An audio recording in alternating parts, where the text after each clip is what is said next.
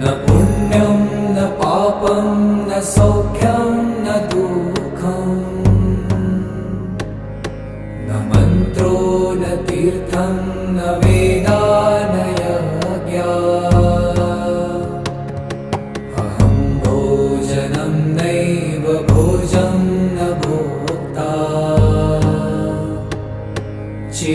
चिदानन्दरूप शिवोऽहं शिवोऽहम्